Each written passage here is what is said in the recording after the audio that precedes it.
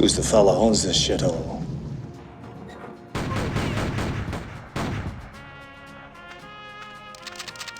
Today we're going to take a step back in time to the year 1997.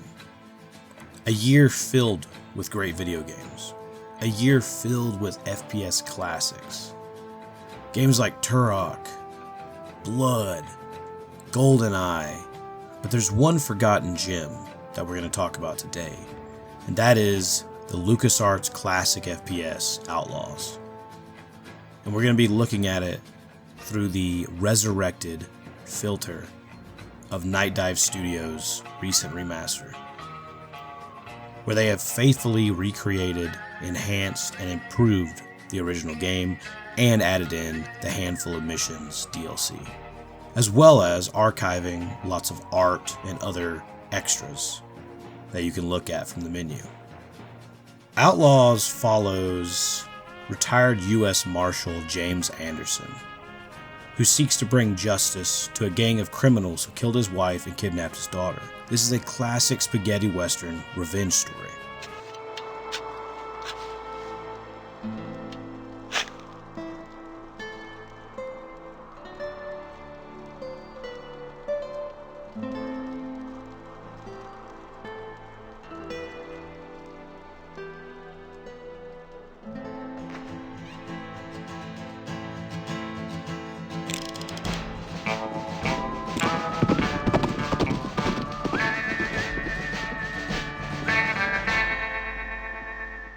The game uses an enhanced version of the Jedi game engine, first used in Star Wars Dark Forces.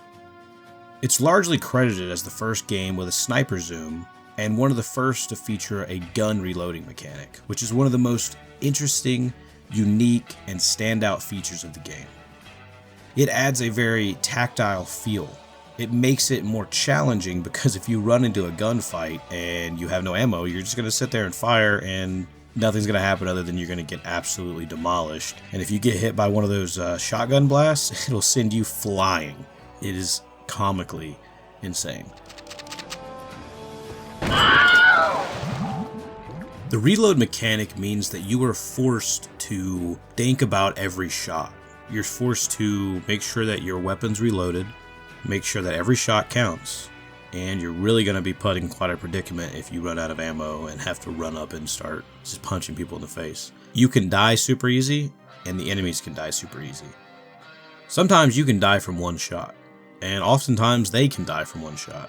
Oftentimes the bosses can die from one shot. And that's another thing.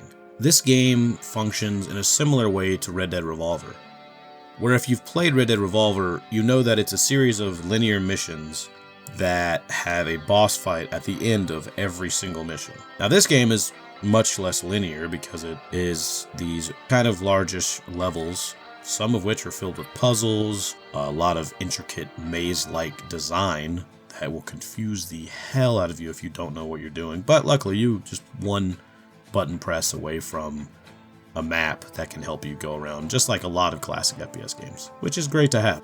There are a lot of puzzles, and some of them have these very obscure clues that tell you how to complete the puzzle that are sometimes hard to find.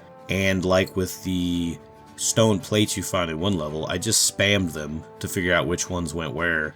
Luckily, you can't remove them, and they won't let you place the ones that don't go there, so that worked out. But there's a few others that, like, I was just running in circles. Where do I go? How do I find this?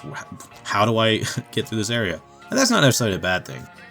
Another unique thing, much like the reload animation, is the use of animated cutscenes in between missions. Another very unique element of Outlaws, similar to the reload animation, that really makes it stand out is these animated cutscenes in between levels. LucasArts used the insane animation engine to render computer graphic animation sequences to fill in story elements, and I absolutely love them. You can tell that they're from a bygone era, but they're still so cool and so filled with charm and love and passion for this genre. And they really add a lot to this world and the game as a whole, and especially just the narrative being told, which is just something, especially in the way that it's told, is very uncommon for games of this time. It wasn't until 1998 that we would get Half-Life and the way it kind of changed storytelling. For 1997, at least from this perspective, from the outside, looking into a time where I wasn't alive, I wasn't born until 1998, but Outlaws felt more like a build engine game or a classic Doom title than it did something like Quake or Turok, for instance. It had a lot of platforming and a lot of intricate level design, and actually it's pretty impressive in a lot of ways what they achieved in a fully 3D game. And I think that the level design was extremely, extremely impressive all the way around. I believe it was Kevin Schmidt who did a lot of the level design, and he kind of explains a little bit on his influences and his background on how they went about creating these levels and the ambition behind it in this interview with Nightdive. Well, I remember, like, so one of the reasons I was hired was because of my architecture background, and because I understood what developing sort of towns and like city planning and stuff. And again, it sounds very like, you know, like there's a you need a lot. If you compare sort of an architectural city layout to the Outlaws game, it's like we're not breaking barriers, right? It's not, but just that simple understanding of how towns are laid out, how rooms are laid out, how space is laid out. We were trying to do something on multiple planes. A lot of video games back then were just very like flat, just right? Just the horizon line. Yeah. So we want to add more verticality to it, and so that experience in architecture kind of helped. We had conversations about second floors. Again, you have to think back to 95, and like second floors didn't exist, right? No. And so how do we do this tech? How do we build things on top of each other, like in a tech way? How do we do that stuff? So it was discussing those kinds of things, and the philosophy behind architecture helped us drive sort of some of the tech that we wanted to build. So yeah, I think that answers your question. That's perfect. Yeah.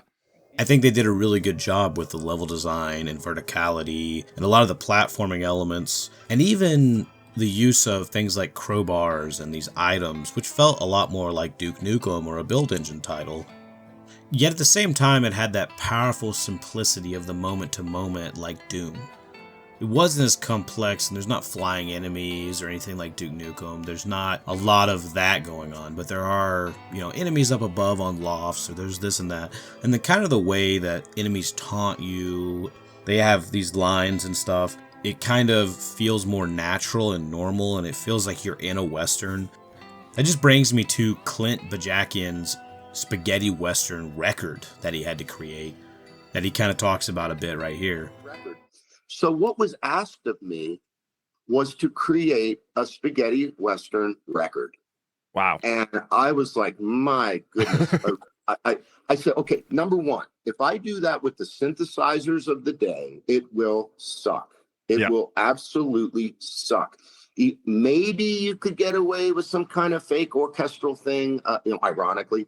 But when you have guitars and bongos and men going, huh, huh, and all these things, it just requires studio recording. And so I said to myself, oh my goodness, this is where I was daunted, especially at that time in the industry. And given the fact that LucasArts, our executive management, expected us to they got to know us over the years as being guys who just shut the door, went into a room, and with our computer came up with everything.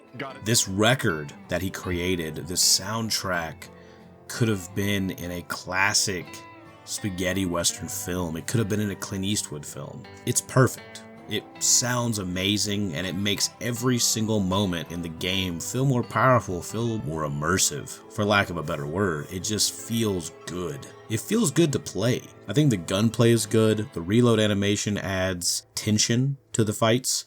The more Doom-like look and feel adds this simplicity that makes it kind of addictive and fun. The bit of interactivity and environmental stuff, like being able to shoot bottles, things like that, but not quite to the same extent as a build engine game. But also being able to use crowbars to open doors that don't have keys, but yet you still have the classic key system. But you can also run and jump to higher locations and do just kind of classic stuff like that. There's a lot of secrets and hidden buttons and fun things you can find here and there. There's lots of ways to find extra armor and ammo and so on. Lots of weapons to mess around with. There's even, like I said, with interactivity, some areas where you can throw dynamite and blow a hole in the ground and go through an area. You can do a lot of crouch jumping and a lot of cool little things that you can do. There's a lot of locations where you're like, I don't really know where I'm supposed to go. Sometimes it's simple, sometimes it's not. Sometimes it's a plate on the floor hidden with a texture, and then you have to press that, go behind a bookcase and then interact with a fireplace to open up another fireplace to then basically box jump your way all the way to a second story. So unless you've got a keen eye for details and you're really looking for those out of place things, sometimes it can be a little difficult to find your way around and figure out what it is that you're doing. James Anderson goes on this atmospheric journey of revenge, haunted by the death of his father in his dreams, and all shown to you through the aforementioned animated cutscenes, which I absolutely love every second of.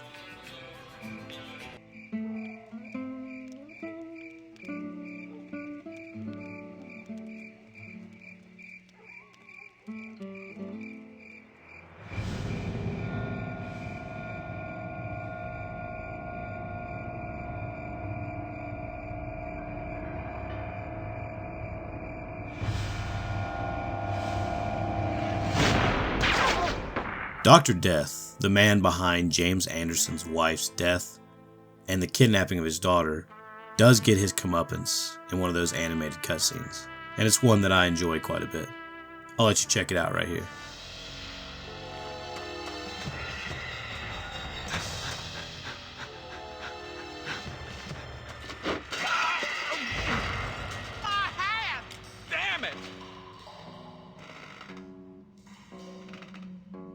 Get me out of here!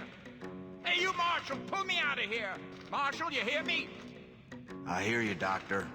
And I ain't no Marshal. Now, if you know what's good for you, you're gonna start talking and tell me what I need to know. Well, I'm a man of information. A veritable man. Get it? Where's my little girl? She ain't here. I can see that. Well, praise be to the Lord, the man can see. Now we're talking. I have a proposition. If I tell you where she is, will you let me go? That depends. On what? On if you tell the truth. She's hid away in the cliff dwellings 10 miles south of Dogsville. That's the gospel truth, I swear on my mother's grave. If she had one. Now pull me up! If you're right, I'll be back. Hey, you can't leave me down here. Pull me up right now. You son of a bitch. What's your wife's name? What is it? I kind of liked her. She smelled sweet, that woman. Like a rose. Now, what was it the bard said? What's in a name? That which we call a rose by any other name would smell as sweet. Let me see. Anna! Yes, that's her name. And does Anna smell sweet right now? Oh, yes. Don't leave me down here! To die, and to go where we know not. To lie in cold obstruction and to rot. Is that what he said? Or was it? Overall, Outlaws is an absolute classic. It is a classic Western tale, a classic first-person shooter that was forgotten by time, and a game that every fan of classic 90s FPS games, boomer shooters, and anything in the FPS space need to play. The remaster by Nightdive Studios makes it an even better game, an even easier to hop into game, and you can play it on mouse and keyboard, or you can play it on controller. You can buy it on console or PC. I think you can get it on Switch as well.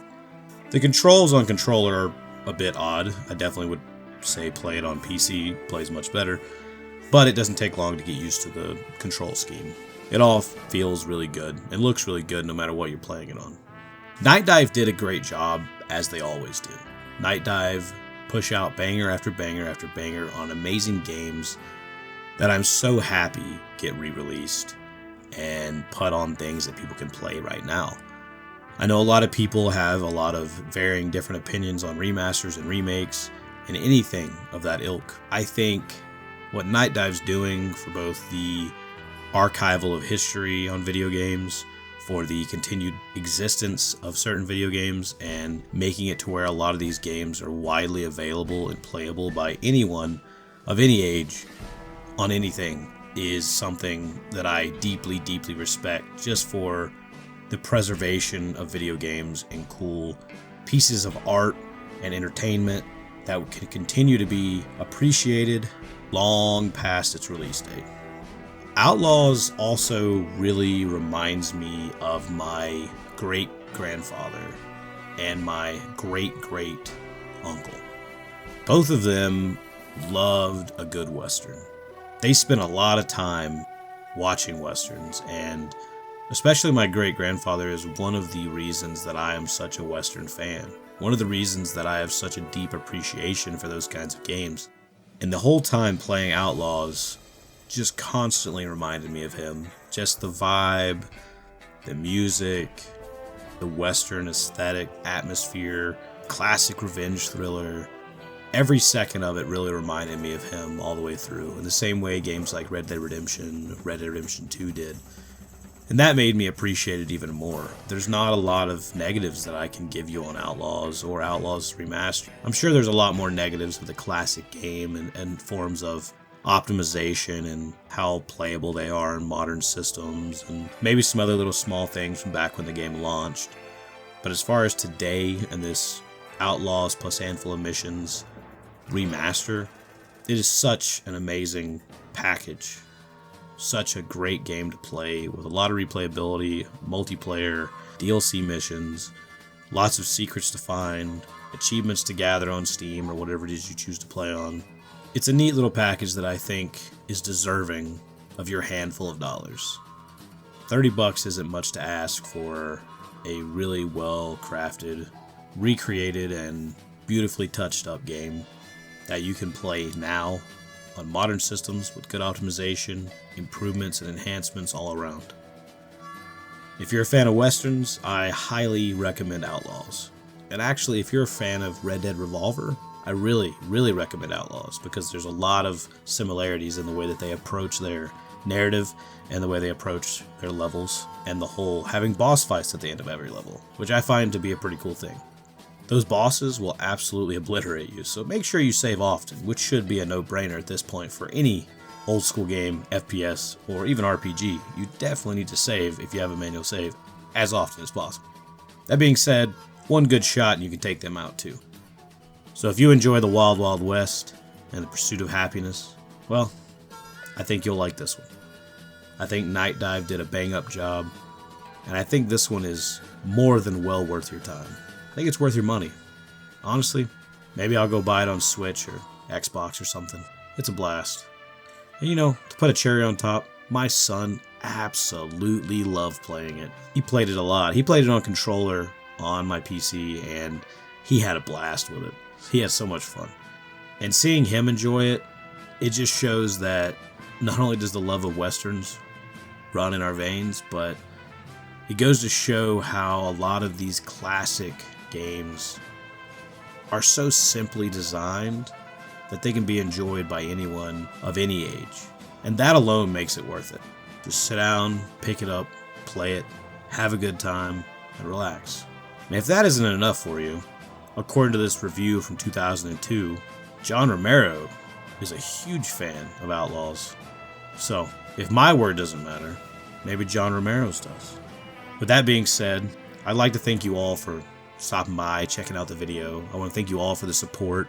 And if you don't mind to subscribe, hit that like button, hit the notification bell so you know when I release videos, if the algorithm lets you see it, that is. And if you really, really want to support the channel, drop by Patreon, throw me $1, join the Cult of the Forge.